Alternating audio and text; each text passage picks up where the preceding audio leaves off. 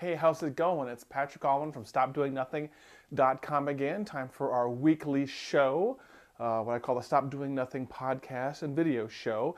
We are on episode 14, and I want to, first of all, thank you for continuing to listen to all the episodes.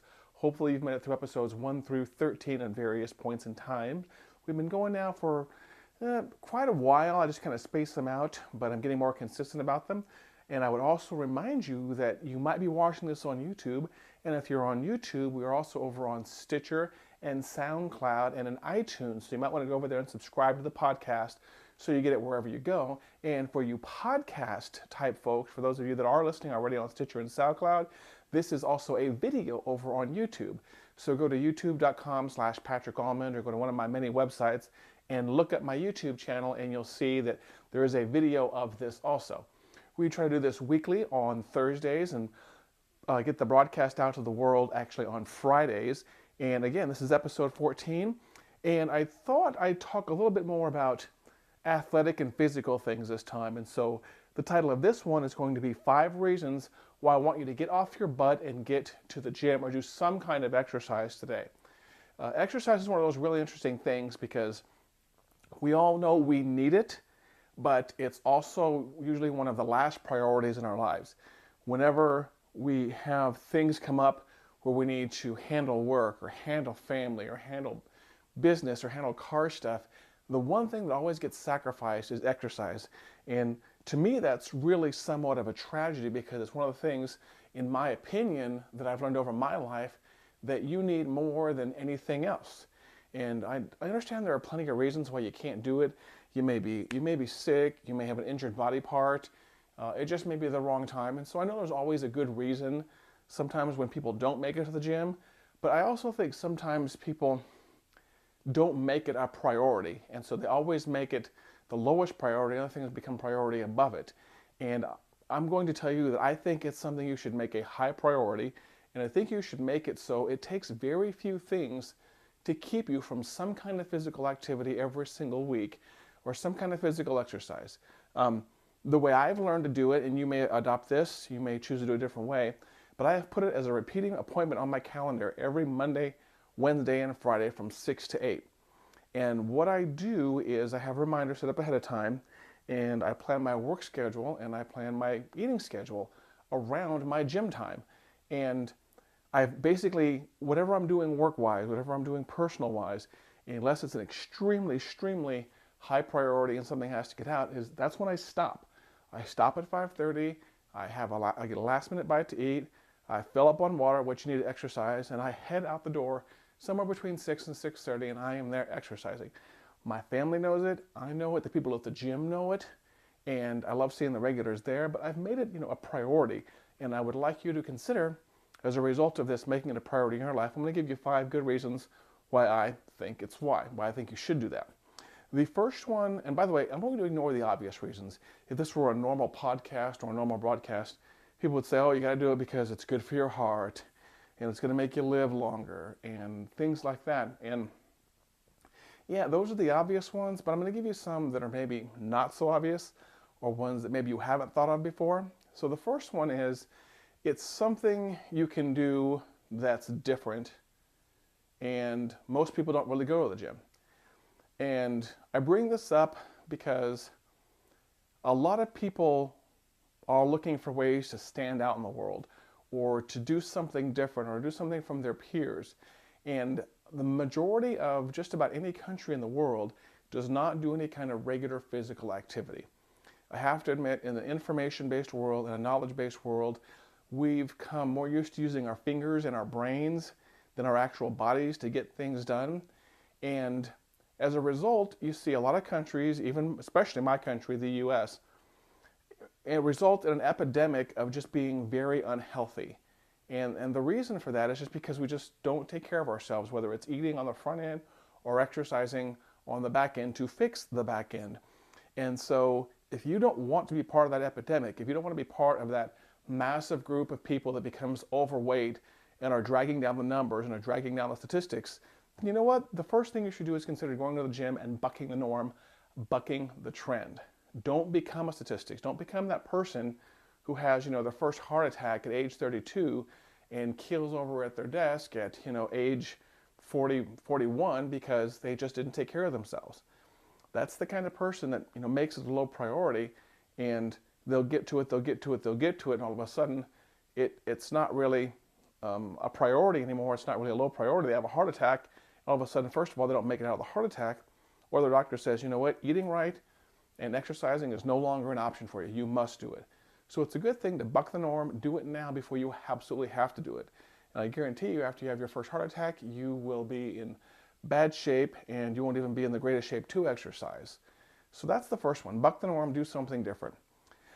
The second one, which is one of the main reasons I do it, to tell you the truth, is the fact that I am stuck in front of a computer all day, and at a certain point in time, it builds up a lot of stress for me, and I need to get away. I need to do something that's non-brain related, non-intellect related. And that's one of the main reasons I go to the gym, is to stop using my brain for the marketing development that we do for people, for the marketing strategy, for all that stuff. I just need a break from all that brain stuff, from looking at a dry erase board all day long, or website content, or marketing funnels, or landing pages, or for all that stuff. I look at that stuff all day long, from the moment I wake up until the moment I go to bed sometimes. And I think it's good for me, and it would be good for you if you're in that same kind of industry or any kind of intellectual industry, to give your brain a break. The nice part about going to the gym is I can almost shut off my brain, if that makes sense, and I can basically just focus on what it takes to lift something, or jog, or bike, or whatever it is. I can do it almost automatically. I can give my brain a rest and let my body do the work. Now, there is a certain part of exercising that does require your brain, and it is, mind over matter and things like that. I completely understand that. But for the most part, you can turn off your brain, and the body takes care of itself, whether you have to lift something or push something or carry something, whatever it is. So that's a good reason right there. I just noticed we're a little bit light on lighting, so I'm going to fix the lighting situation right here real quick. I normally have a lot of natural light, so hopefully that'll fix the lighting situation. Sorry about that. The third one is, if you're the kind of person who likes to stretch themselves and make goals and do something different, exercise and physical activity is a great place to start with that. If you're the kind of person who likes to set financial goals or business goals or family goals, and you want a new challenge, if you come to some sort of rut and you're not really stretching yourself anymore, going to the gym is a way to kind of start pushing your limits again. There are so many things you can do in the gym, or exercise in general, don't get focused on the gym, that you can basically get better and better and better and try harder and harder and harder over time. If you want to, you can go with the competitive route, whether it's competitive bodybuilding or competitive CrossFit or long distance running. Those are things where people can challenge each other, but also usually challenge themselves more than anything else. And so if you're like that person, what I call the high achiever, which is the whole point of Stop Doing Nothing, who wants to continually push their boundaries and up their game and take it to the next level, if you like that kind of phrase, going to the gym, getting on some kind of regular exercise regimen, whether it be running, whether it be jogging, whether it be weightlifting, whether it be playing basketball, it doesn't really matter. Please don't get focused on going to the gym. My whole goal here is for you to understand that it's some kind of physical activity I want you to do.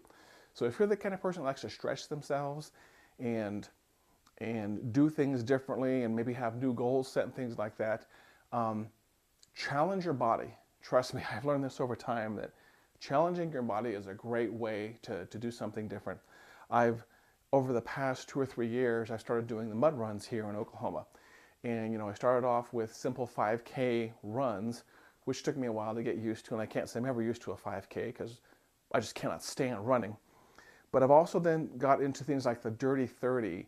And every single time I've kind of upped the level of what I'm doing to make it harder on my body, to work out with more people and things like that. And so what I've ended up doing now is I'm to the point now where I'm going to other mud runs. I'm going to new things that continually stretch myself. And I was just working out and checking out the other day in June, here at the end of June in Oklahoma, There's another mud run coming up, and it's one of the harder ones I've ever seen before. It's a 4-mile one. I think it might be the Conquer the Gauntlet. It's got some obstacles I've never seen before. It's going to be muddy. It's going to be outdoors in the Midwest in the middle of summertime. That's always fun. And that's going to be my next challenge. And so what I'm doing right now is I'm recording this in the beginning of April, but now I've got a goal, which is something that wasn't even on my list, is setting these goals. I've got a goal in June where I have to get ready for this. So I've got to start working on my aerobics some more. I've got to start working on my climbing. I've got to start working on suspending my body weight with my hands and my fingers, which I'm absolutely horrible at. But I've got something to look forward to, and that's going to be June 21st here in Oklahoma. And this is in no way a promo for that. It's just the fact that I'm going to be able to go out and challenge and stretch myself to something I've done before. The fourth reason why I think you should basically get to the gym and exercise is the fact that, and I briefly touched on this a minute before, is exercise is a great way to pre-stress your body. One of the main reasons of heart attacks or other physical ailments in our society in 2014 and for many decades is stress. Stress makes the blood pressure go up, makes the heart beat faster, causes heart attacks, causes various other ailments in the body, causes organs to fail. It causes things to get off balance, and we go to the doctor and we end up having to get various pills and other medicines to basically get our body back in balance. And the worst one out of all those is a heart attack. When you all of a sudden stress your body out, whether it's through some kind of physical activity or unplanned physical activity, or something in work just kind of stresses you out, or something family related, your body goes into stress mode and the blood pressure shoots up and you can have a heart attack. And I like exercise because basically I'm voluntarily stressing my body when I want to, how I want to. And the reason I like that is because when I stress my body and exercise, when I say, from 6 to 8 o'clock, I'm going to purposely lift something heavy or purposely bike a long distance or something like that, I have control over that, and I can slowly over time ramp that up. But I also know that when I do that, that's probably going to be the most stressful thing that happens to me on that particular day. I've gotten into rowing recently on the rowing machines there, and I like to row in the morning. I like to row 2,000 meters, and my gym opens at 6 o'clock. I like to be at the gym right at 6, if not 6:15, and I get on that rowing machine and I hit that 2,000 meters. It takes me about 15 minutes or so. And it's hard, and it's not the best thing in the world, but I know it's needed. But the stress I put on my body when I'm on that rowing machine, rowing those 2,000 meters, first of all, I'm putting it on early in the day. And I know that, save some kind of emergency coming up, a car accident, something unexpected in the family, something financially unexpected that happens, that is going to be the most stressful thing that happens to me on that particular day. And I controlled it, I planned it, I put it in my schedule. And so I get to plan my stress. And when I do that, when the actual stresses come along, to tell you the truth, they're not really that bad. And they don't affect me physiologically as much, and my blood pressure doesn't go up as much, and I'm able to remain a little bit more calm, if that makes sense. Whatever tension I might have had, goes out of the way once I'm on the rowing machine or the treadmill or the bike. And it allows it so if something stressful does come up, I have a better way of dealing with it, and getting my breathing under control, getting my muscles get tense when I get under control. It allows me to better control all of that. And so just pre-stressing your body is the fourth reason. The fifth reason is maybe a little bit selfish, but I like the fact that at the gym I'm actually out networking. I do plenty of business networking. I do it online. I do it in person. But there's a different kind of group of people you can meet when you're at the gym. And you have the chance to meet people who have a common hobby like you do. And it could be running, it could be weightlifting, it could be basketball, it could be racquetball. I'm a big racquetball fan. I'm horrible at it, but I enjoy watching it. I enjoy playing it. You get to do some of that networking, which is crucial to your personal growth, crucial to your business growth, crucial to other things where you might want to expand your network and meet some more people. And I'll give you a great example. I go to my local gym every Monday, Wednesday, and Friday. I do a little bit of aerobic work in the evening to stretch and warm up. And then I go over to the free weight area. And there's a certain group of people that have come to expect me to be there, and I've come to expect them to be there. And even though I'm not a big fan of chatting too much while you're working out, we'll stop, we'll chat with each other, we'll exchange tips. There's a very nice lady there who's given me some tips on some better aerobic activity I could do and how to more work my abs, which again is an area that I hate to work on. But I get to network with these people, and every now and then we'll take that relationship outside of the gym, and we'll meet up, couples will meet up, we'll go to a movie, we'll go to something extremely unhealthy to make up for that all that healthy stuff we do in the gym. But if you want to expand your network, consider going to the gym. Finding a workout partner even outside of the gym and taking them to the gym with you is going to be beneficial also. You may be the kind of person that likes to work out with somebody, or you may be the kind of person who is a solo workout person. I kind of like a mixture of both. Most of my times over the years, I've done pretty much solo workouts. But you know what? Drag somebody else to the gym with you. Drag someone who you don't see very often and say, you know what, let's go to the gym. I don't see you but once every month, but you know what, let's go to the gym once or twice a week and catch up while we're both sweating to the oldies in the aerobics room, or swimming laps in the gym, or lifting weights, pushing each other to the next level. So that's the fifth reason. It allows you to expand your network and find a new group of friends. And I can tell you there are plenty of friends I have in my personal network who I initially met at the gym who have expanded my mind, helped me expand my body, and it was just a great thing for me. So again, to recap those 5 things, it's something you can do that's different than what society is doing, which was the first reason, because remember, we're all unhealthy and nobody goes to the gym. And I have a big admiration for anyone that does go to the gym. It allows you to do something with your body and give your brain a break. Sometimes, just a million things are going through our brain, and our brain needs a break. Curl a bicep and leave that cortex, on the sidelines temporarily. It's a way to stretch yourself and set some new goals. That's reason number 3 right there.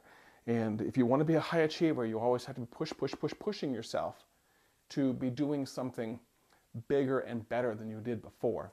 Number 4, it allows you to pre-stress your body, control that stress when you want, how you want. So when you have stress that's kind of involuntary, you get an emergency phone call, or you have to see help on a car accident on the side of the road, or, like I said, when something involuntarily comes along, you're better equipped to handle it. And the 5th one, it allows you to expand your personal network, and, you discover new hobbies, you go hang out with new people, couples will hang out, you do party games, you do all kinds of cool things. So those are the 5 reasons. Thanks for watching, and for those of you that are only listening, thanks for listening to the Stop Doing Nothing podcast.